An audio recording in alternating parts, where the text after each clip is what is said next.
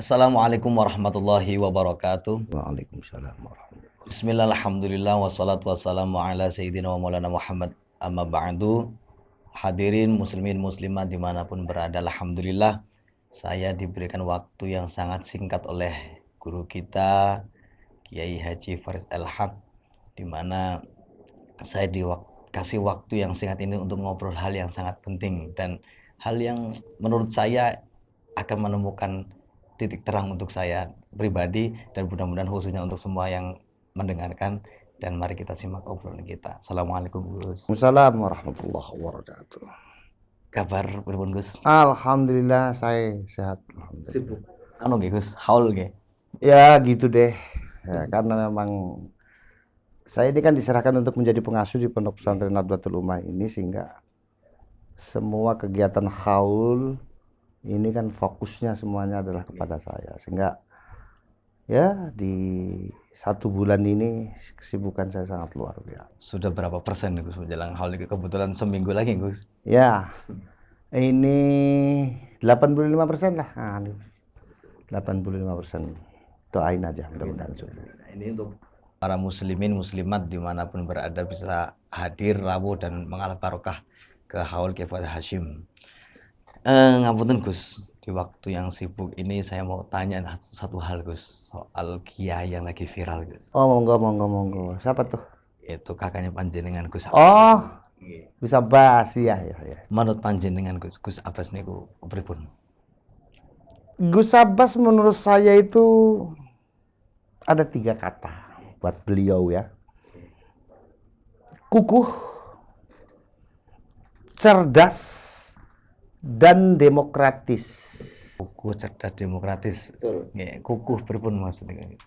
Kukuh itu beliau ini adalah sosok orang yang kukuh dengan prinsipnya. Beliau kalau sudah punya prinsip, tidak ada yang bisa mengganggu-gugat. Dengan sekuat tenaga beliau akan memperjuangkan prinsip itu. Yang kedua, beliau ini kritis dalam membaca situasi. Sehingga siapa yang salah, ya akan beliau katakan kalau itu salah. Salah, ya salah. Benar, ya benar. Nah, itu sosok beliau. Cerdas. Kalau cerdas mungkin kita sudah tahu semua ya.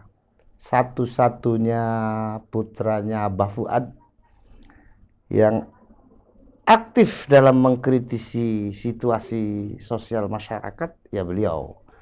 Dulu almarhum Kiai Lutfil Hakim juga beliau seorang doktor, sama Mas Abbas juga doktor.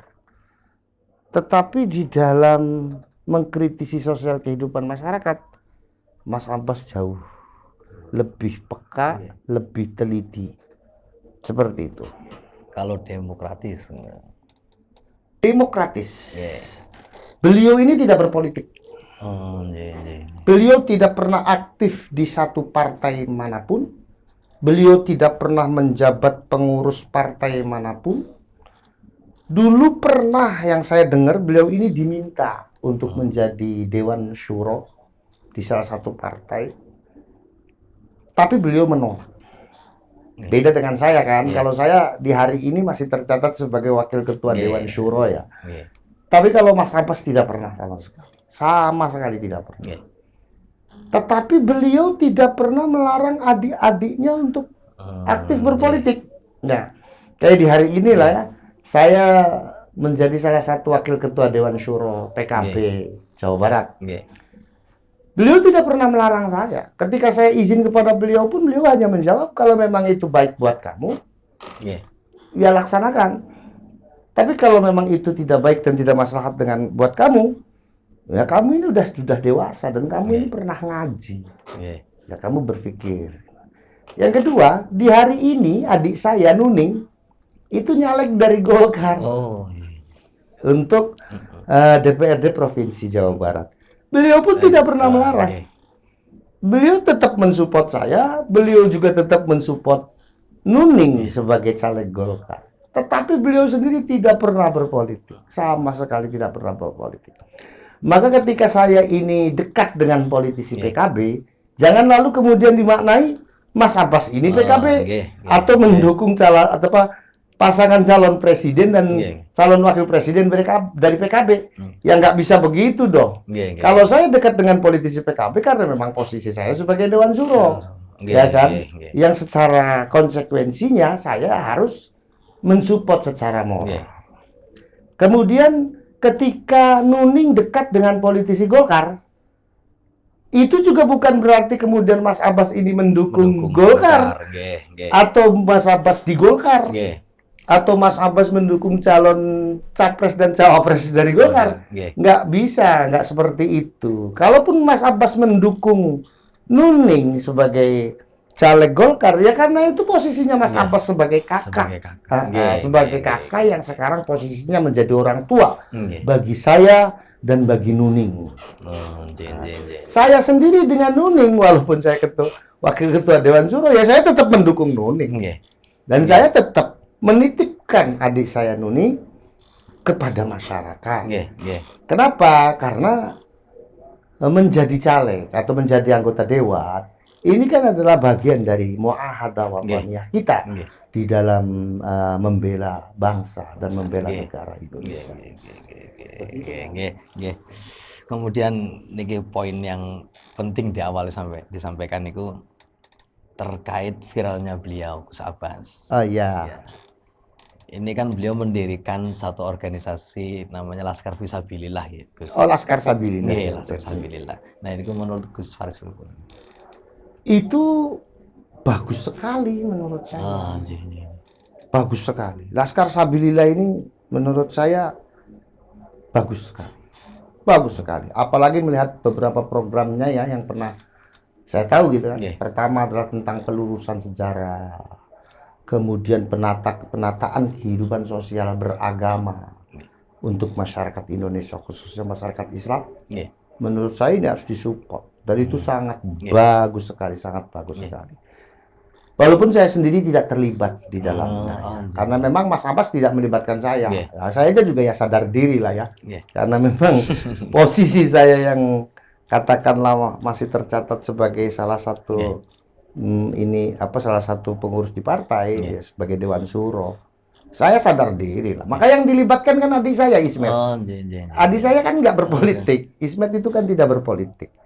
Nah, itu tidak saya mewajarkan sekali tentang tidak dilibatkannya saya. Tetapi saya sangat mendukung sekali. Mendukung sekali karena memang Laskar Sabilillah ini luar biasa menurut saya.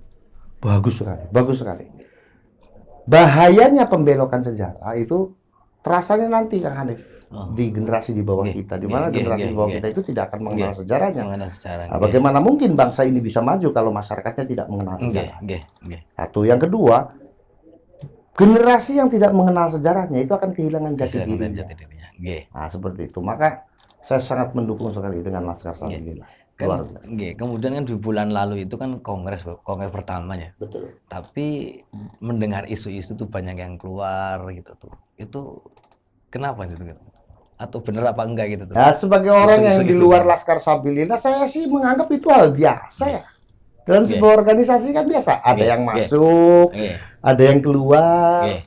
Ya itu biasa lah. Dan kelihatannya Gus Abbas sendiri juga ya enjoy saja. Alamiah gitu ya. Alamiah.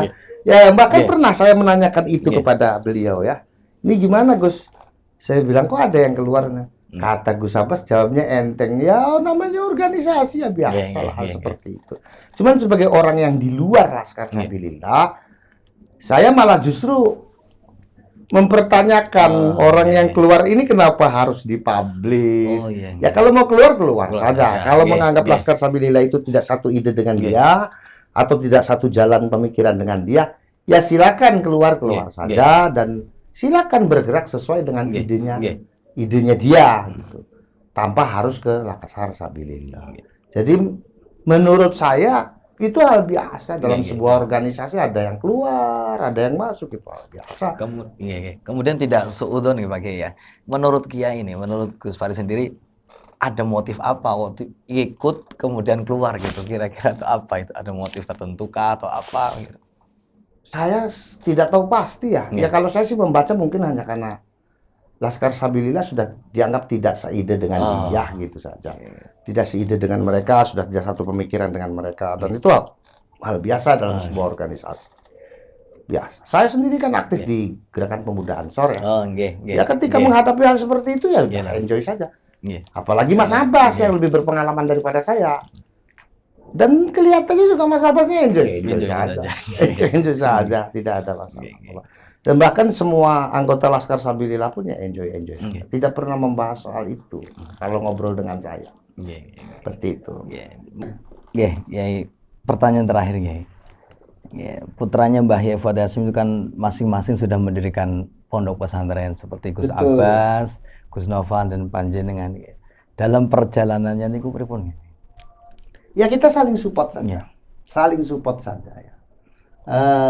Kalau bicara tentang perbedaan pendapat ya pasti ada Kang Hanif ya. Antara saya dengan Gus Noval, antara saya dengan Gus Abbas pasti ada. Tetapi kemudian itu tidak jadi masalah. Kita tetap saling mensupport dan saling menjaga. Karena bagaimanapun kita sudah punya ranah dan lahan sendiri-sendiri ya. Maka kita saling menghormati saja. Masya Allah. Jadi menguatkan kembali bahwa murni Gus Abbas ini tidak berpolitik. Sama sekali kalau beliau tidak berpolitik sama sekali. Sama sekali. Tidak pernah berpolitik. Kalaupun beliau itu mensupport saya atau mensupport Nuning, sekali lagi saya tegaskan bukan berarti Gus Abbas ini PKB atau bukan berarti Gus Abbas ini Golkar, tidak. Tapi karena memang posisinya beliau sebagai kakak laki-laki terbesar yang di hari ini menjadi orang tua bagi saya dan bagi Nuning, ya saya kira itu satu kewajaran ketika beliau mensupport saya dan mensupport adiknya Nuning. Nah, ada lagi nih adik saya dua ini yang ASN ya. Tiga lah. Adik saya ini ASN 3. Ya beliau juga mensupport adik saya yang ASN. Karena memang orang tua harus seperti itu. Tetapi sekali lagi bukan berarti Gus Abbas ini berpolitik. Tidak sama sekali. Itu saya jamin. Bahkan kalau saya harus kosam ya wallahi tallahi billahi gitu. Beliau tidak berpolitik. Seperti itu. Masya Allah, matur nuwun sangat sudah meluangkan waktunya meskipun sedikit tapi ini berarti untuk saya dan mudah-mudahan untuk semua pendengar. Dan kita doakan buat beliau juga khususnya keluarga besar Mbah Fuad Hasyim akan diberikan kesehatan dan untuk terus membimbing kita semua. Akhirul kalam, wallahul muwaffiq ila aqwamit thoriq. Wassalamualaikum warahmatullahi wabarakatuh.